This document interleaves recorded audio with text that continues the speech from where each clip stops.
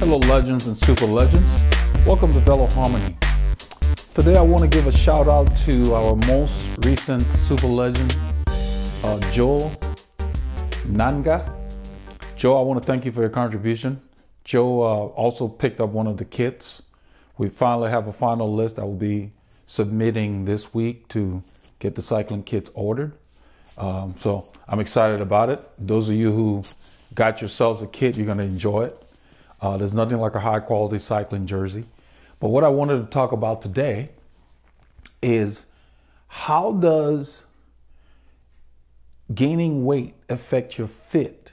And the reason I decided to talk about that today is because I've gotten some new legends on the channel that posted comments about going back. They asked advice about they were having problems with fit. I said, go back to your fitter, because if you're going to pay somebody, there should be follow-up if they're worth their salt.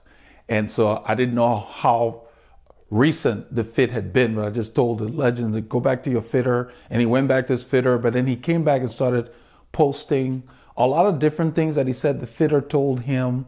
And so even though I commented and just said, I'm glad you got it sorted, I decided to make this video to just clear the myths. Gaining weight does not change your fit, okay? Your sit bones don't gain weight. So I want to clear that up because I don't want there to be any doubt thinking that there are 3 contact points on the bike: where you sit, your feet, and your hands. So when you gain weight, your arms are not any longer. Your hands do not become bigger. When you gain weight, I mean, you may gain more tissue, but most of the time it's around the midsection. That's where we have a tendency to store it. But even if you gain weight under there, your hip bones don't gain weight. You sit on your sit bones. Those 2 bones under there, they're loosely called sit bones, but they're not. They're called the ischiopubic rhombus. Those are the bones that we sit on when you're fitted properly. They don't move. They don't change. Doesn't matter how much weight you gain.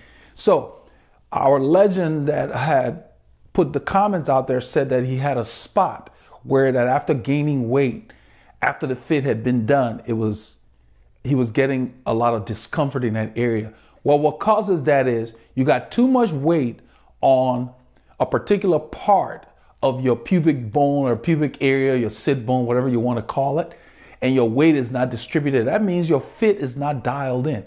And so when he came back and posted additional comments after he went back to the fitter, he said that the fitter told him that because his core was weak, they needed to They moved the saddle forward, the forearm was adjusted, and then a little tilt was done, and then it felt better.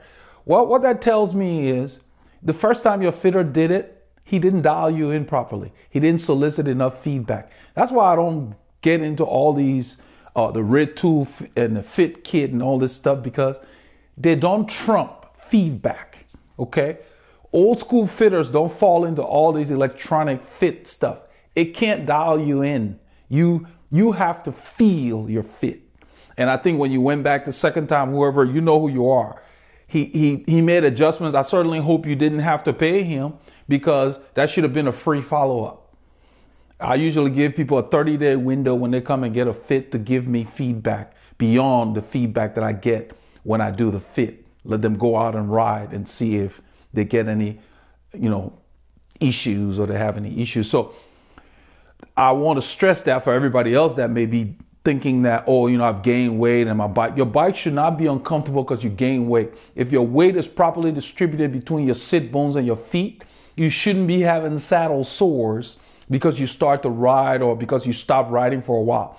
Yeah, there may be some tissue soreness because you've been off the bike, and if you come back and start piling on the hours, yeah, your tissue will be sore, but that's not going to give you saddle sores.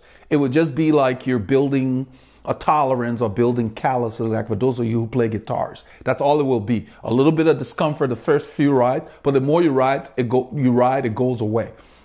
So I wanted to stress that. So where you sit on the saddle when it's dialed in will not change regardless of how much weight you put on or how much weight you lose.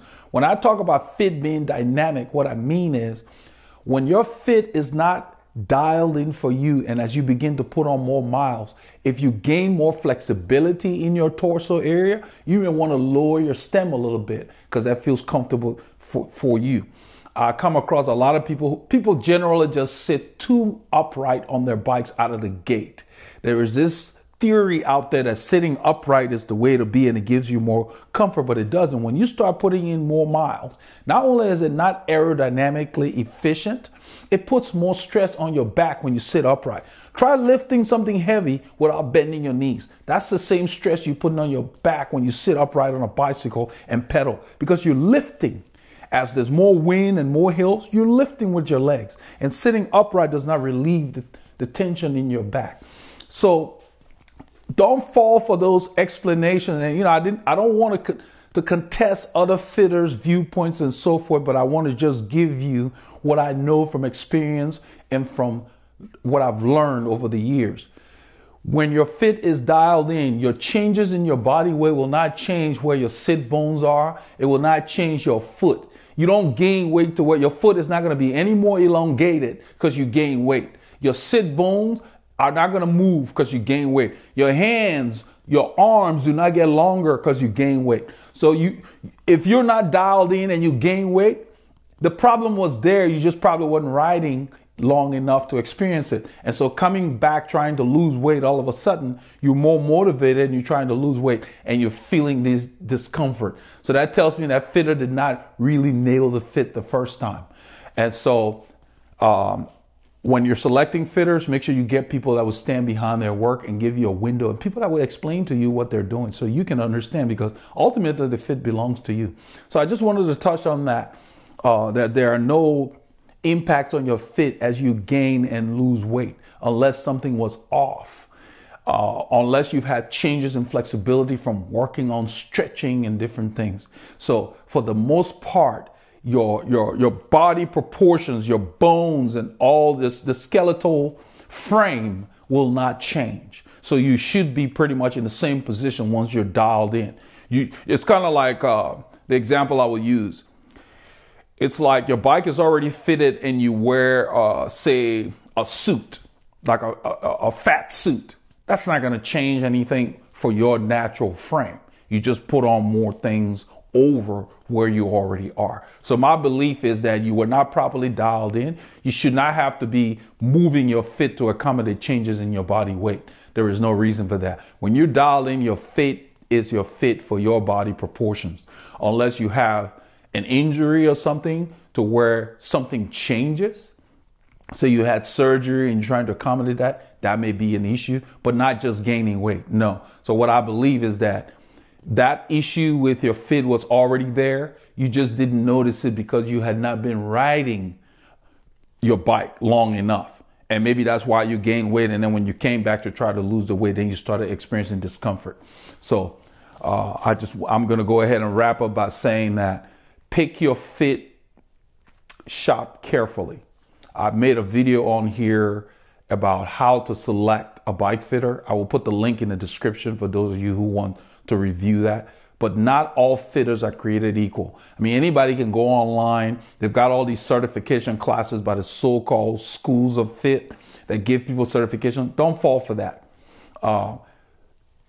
Go by your comfort. Is this person answering your questions? Is the bike feeling better? Are they telling you got to grow into it? There's no such thing of growing into a fit. When the fit is done, it fits you. You walk into a store, you buy a pair of shoes. When you put it on, it should feel good.